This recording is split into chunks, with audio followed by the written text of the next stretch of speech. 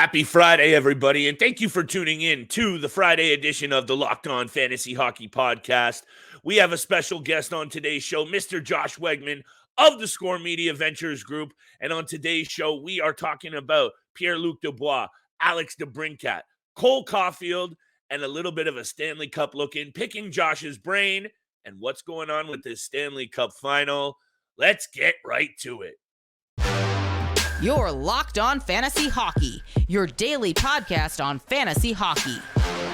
Part of the Locked On Podcast Network, your team every day.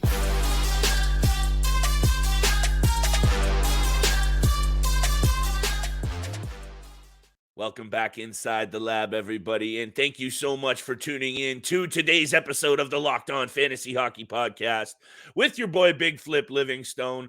Steele's on the IR today, so I'm going to hold it down solo until Josh gets here in a few minutes. But honestly, we wouldn't be here without y'all, and thank you so much for holding us down Monday through Friday. The Stanley Cup is winding down, but our off-season coverage is going to ratchet up a notch. And today's episode is brought to you by the Game Time app. Download the Game Time app, create an account, and use code LOCKEDONNHL for $20 off your first purchase. As I alluded to off the top of the show, my friends, we have Mr. Josh Wegman of theScore on today. I'm going to break a lot of different NHL news down with Josh on today's show. He wrote a little piece on theScore today.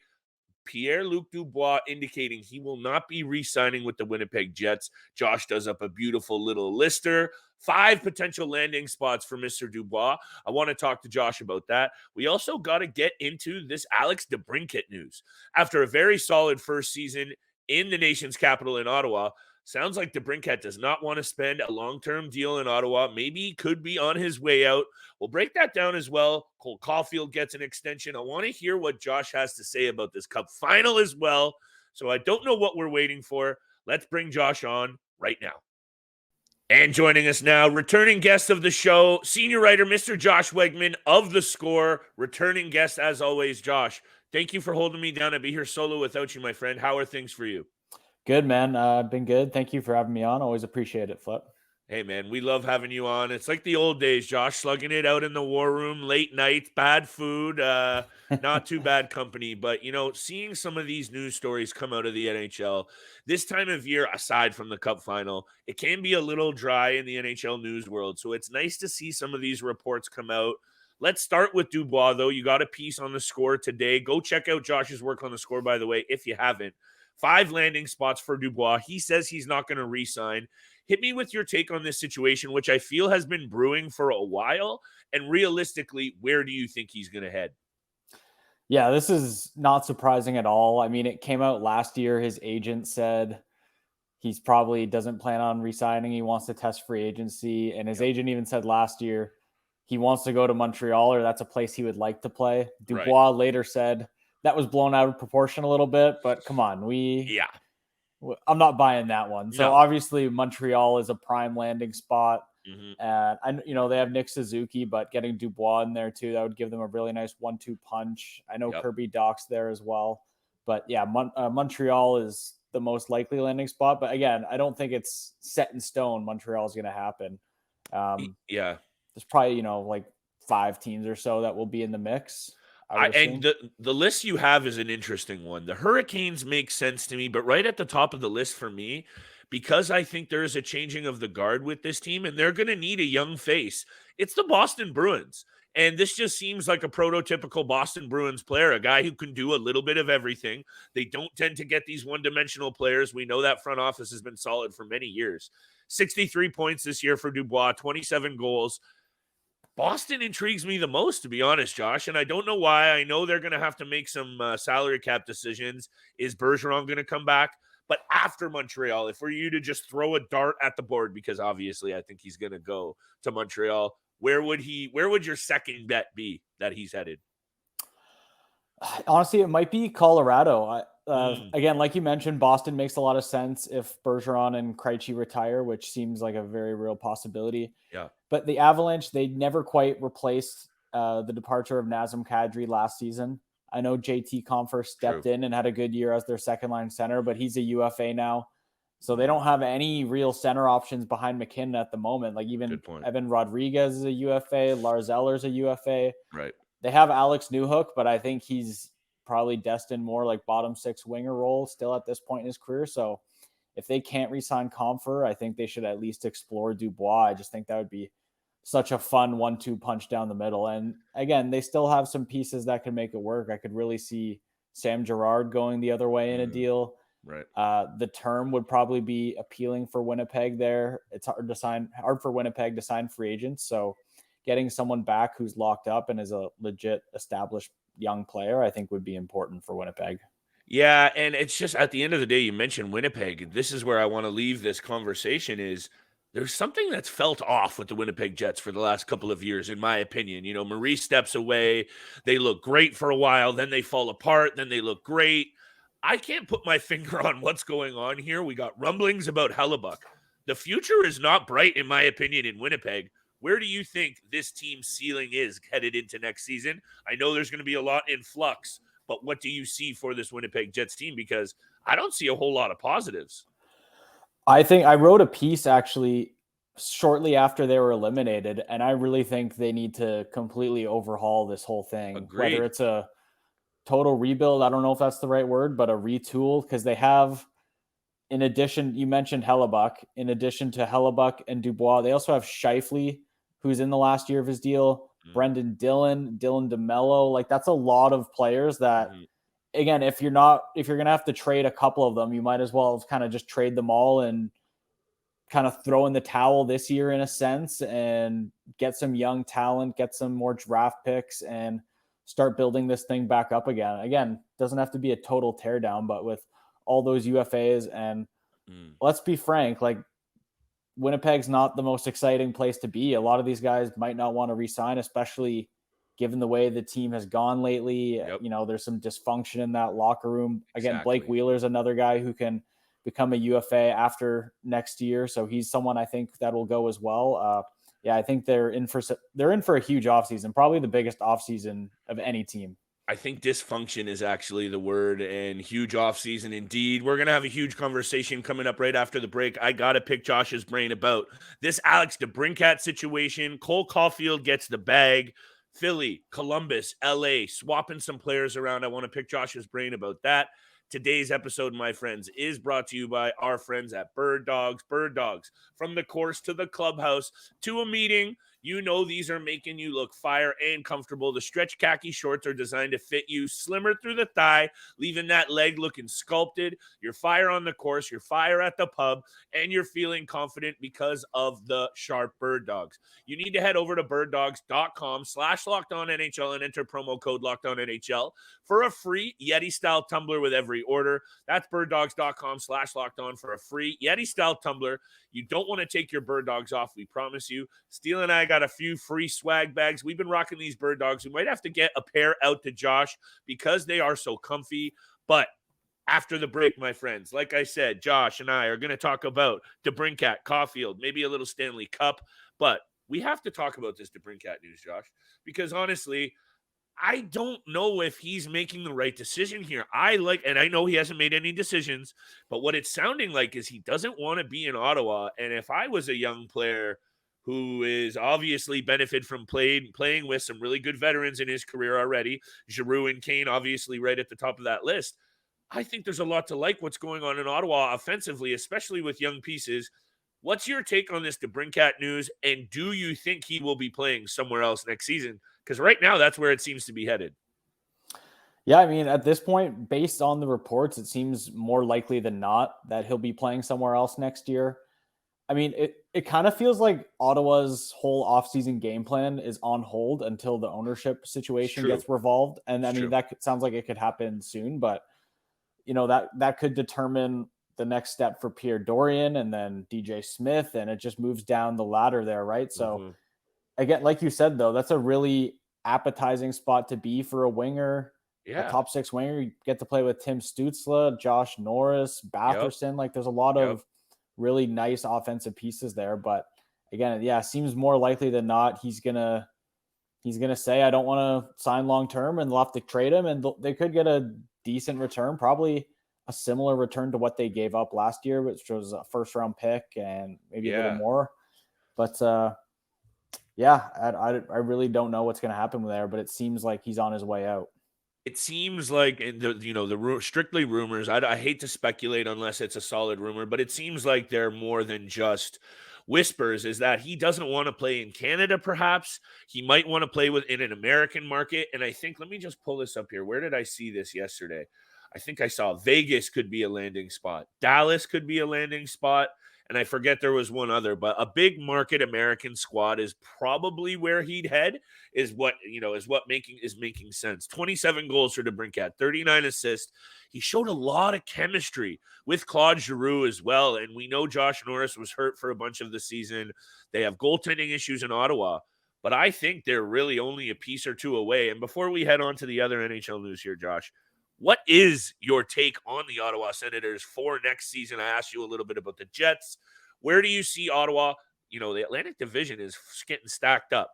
What are your expectations for this Ottawa team, DeBrincat or otherwise? I mean, I think missing the playoffs again would be a disappointment. This year they got pretty close, but I think that has to be the goal for them next year. And I think there's a very real chance they can do it. Again, that division is such a gauntlet. Yeah. But their top 6 forward group is really good. They could use a bit more forward depth, guys on that 3rd and 4th line. The D looks really good for next year. Keep in mind, they'll have a full year of Jacob Chychrun, who they got at the deadline. Good point. They could use a goalie, but again, goaltending is just impossible to predict. And, I don't want to pretend I know anything about what goalie can be good and what cannot. You can always find one on the cheap. I mean, look at Aiden Hill right now. But hey. Yeah, I don't know. I think anything short of a playoff spot will be disappointing for them next year. Most definitely. I think, I'm not going to talk to you about the Leafs today because we talk a lot about the Leafs anyway. And we don't need to go down that barrel of monkeys. But I think the Ottawa Senators got to get a hold of a goalie because Shabbat, Chychrun, all the pieces we mentioned up front, even some of those peripheral D-men, Sanderson. I don't hate Artem Zub's game when he is on his game. They got to get a goalie. And I know the Talbot-Forsberg combination going in last year on paper didn't look too bad, but obviously the injuries is just not going to work. Forsberg, I think, blew both knees in one of those games. That's just stuff you can't bounce back from, but a goaltender has got to be at the top of their list, in my opinion. Very quickly, before we get to Caufield and before we get to the Stanley Cup final, I got to ask you about Aiden Hill as well and his contract for next season. Philly, Columbus, LA, swapping some players around. Obviously, Provorov, Cal Peterson, the 2 big names in this one. What's your take on this Provorov situation? Because I see Columbus haters coming out of the woodwork, but then I see Columbus fans liking the deal. What's your take on this Provorov? A very intriguing fantasy hockey piece that's been a little up and down. What's your take on this one, Josh, overall? I kind of think it makes sense from all 3 sides. Me too. Columbus needed another strong veteran defenseman who can play big minutes behind Zach Werenski. Yep. So in that, it makes sense for them. LA needed to clear some cap space. They did that. But I think the big winners of the deal are the Philadelphia Flyers. I really like what Danny Briere did in his first trade. Right. He got some really nice draft picks back. He got a good prospect in Helga Grans. He got a couple pieces in Sean Walker and Cal Peterson who could Walker only has 1 year left, but he could play really well for them down the stretch and become a nice deadline chip. Cal Peterson could find his game in a couple years and be valuable. It reminds me kind of what the Arizona Coyotes have done with taking on contracts and then the players play well and they can turn it into something like Shane Gostisbehere. They basically got draft picks for taking him on, and then Gostisbehere plays well, and they end up turning him into more positive assets. So I really like what the Flyers have done here to start the offseason. And I think it's a classic case, and I said this on yesterday's episode, a classic case of a change of scenery might be exactly what both Peterson and Provorov need, because they both obviously still hold value. I'm really intrigued to see this Peterson situation because obviously Carter Hart has been rumored to be out there. I think Craig Button said yesterday, though, that until that report comes out finally about that World Junior team, there might be some squads staying away from Carter Hart. I don't know how much that report holds value. I trust Craig Button. Do I love Craig Button? I don't know, but he's got a lot more better sources than I do. So I'm going to trust it for now, but that's a situation fantasy-wise and otherwise that I got to keep my eyes glued to, because it's going to have implications for, not just fantasy players, but that division as well. Carter Hart, I think, is a good goalie, just has been in the graveyard of Philadelphia maybe a bit too long. Right after the break, though, Josh, I need to know your take on this Caufield extension. And what does Aiden Hill's contract look like next year, playing himself into maybe a little bit of money? Let's see what happens. Today's episode is brought to you by Game Time. You never want to be stressed out when you're going to buy tickets for your favorite app. You know this, Josh. I'm a Bills fan. Rushing around for a Bills game one time, I got burned by a specific online unit. You don't want that when you're going to pay big money for the game. Buying tickets for your favorite event shouldn't be stressful. And with killer deals and last-minute tickets and the best price guarantee, you can stop stressing over tickets and start getting hyped for all the fun you'll have with Game Time. Flash deals, last-minute tickets, and easy to find and buy tickets for every event in your area. From hockey to basketball to baseball to concerts and comedy, get the seats that you need without the stress with Game Time. Snag the tickets with Game Time. Download the Game Time app, create an account, and use code LOCKEDONNHL for $20 off your first purchase. Terms apply. Again, create an account and redeem code LOCKEDONNHL for $20 off your first purchase. Download the Game Time app. Last-minute tickets, lowest price, guaranteed. Woo! Got that out of the way, Josh. Thank you for holding us down. And by the way, if you haven't checked out Josh on theScore and on Twitter, Josh Wegman _, make sure you're doing both because the content is fire. The OG fantasy guru, I've learned a few things from you, my friend, so I appreciate that over the years. Caufield, 26 goals in 46 games. He gets this extension from the Canadiens. What is it here? Let me pull up my friends at theScore here. 7.85 per. That's $62 million over 8 years. Are you liking the signing? What is your take with what's happening with Montreal overall? I absolutely love this contract for Montreal. I mean, it's almost already a bargain. And when you think about how much the cap could go up in 2 years, this is going to turn into an absolute steal for the Habs. He was scoring at over a 40-goal pace this season. I think he could be a 50-goal guy down the road. Too. Me too. So I really think this is a great deal for Montreal. It's going to provide so much value for a guy who just knows how to put the puck in the net and will do that probably every year he can stay healthy. 15th overall in 2019, such a solid collegiate career. When I watch this guy play, Josh, and this is the fantasy hockey show, so I got to be honest with my fantasy takes. He doesn't exactly bring the peripheral category value, but that's not his game. He is a pure goal scorer and one of the best releases in shots that I've seen in a while from a guy his age. And I think what impresses me the most is, you said it, a nose for the net, a goal scoring ability. This guy knows where to be. He knows where not to be on the ice. And he tends to just kind of float around out there at times, in and out of coverage. And then boom, the puck's over on his stick and it's in the back of the net. Good chemistry at times with Nick Suzuki. There's some good young pieces coming up in this Montreal system. Can they augment them with the right cornerstone pieces like Caufield? This is a big time signing. You mentioned his ceiling, and I want to hit you with this take. You said 50 goals. I think if they get a guy to feed this guy the biscuit, I think he could score more than 50 if he stays healthy. That's just what I think. What do you think about that? I could not agree more, to be honest. He's one of those guys, when you watch him, every time he comes down the wing with the puck, you feel like he's just dangerous. Like, yeah, he is. His release is so quick, whether it's off the rush coming down the right wing or the left wing, or that one-timer on his offside on the power play. If they really get, like, Suzuki plays the opposite flank, but if they could really get like a pure offensive power play specialist defenseman who could feed him one-timers in that Ovechkin spot, I think you're absolutely right. He could flirt with 60 one day. It's a legit possibility. And once this lineup gets a little bit more balanced, which will happen with time, free up a little bit more space for guys like Caufield, I think you'll really see him start to go off.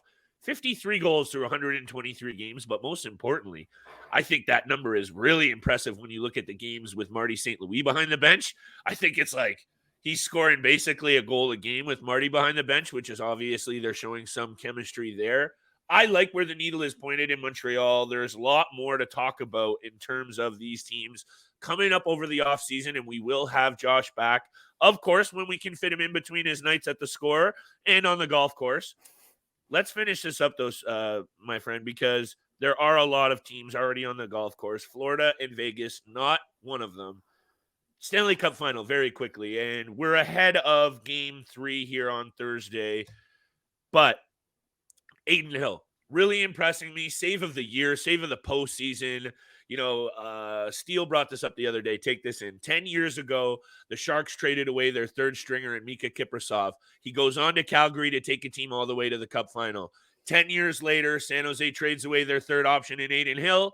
Does he take the team all the way to the Cup? No, but he's playing with them right now in the Cup final. So a little bit of an intrigue there.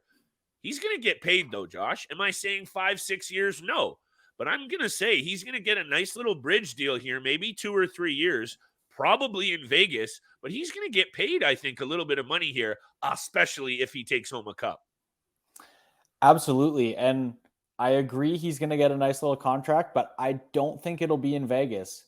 Mainly because they'll have Robin Lehner returning for next year, who makes about $5 million a year. True. And they still have Logan Thompson under contract. Right. He's making like pennies, like almost league minimum. True. So I think they're going to ride Hill for the rest of this Cup final. He's probably going to lead them to a victory. And then he's going to say, see you later. Thanks for the memories. And I'm going to go cash in elsewhere. And one comp I think makes sense is what Ville Husso got in Detroit. Yep. I think it was around in the $4 to $5 million range. I'm not positive on it. I think you're right. For a few years, but just someone who's not the most experienced, but played really well in a short stretch. And so some team will take a shot on him. Won't be the most egregious commitment, but like Adin Hill's been in the league a few years, but he's never really played. I think this year was his career high. He only played 25 games or so. So there's definitely some risk to it because we all know goalies can just randomly get hot at random times. But he'll definitely find a home and he'll get a good payday, I think. I think so too. He's just been, the carousel in Vegas. We've talked about it at length. It's not a new or a fresh take. It's just straight up and down impressive. He's 16-7-1 the regular season, only plays 27 games, and he has really found his confidence in the cage. The Vegas Golden Knights looking very confident in general. Again, we're ahead of the results tonight, but make sure you're tuning in next week. We'll continue to break down all of the Cup final action. Make sure you're checking out Josh's work on the Score. Like I've said before, Mr. Wegman, thank you so much for joining us for Friday's episode, man. I appreciate it, and I miss talking hockey with you. Let's do this again soon. Absolutely, Flip. Thanks for having me. Anytime, brother. Appreciate it. Thank you so much for joining us for Friday's episode of the Locked On Fantasy Hockey Podcast. We will be back on Monday. Have a great weekend.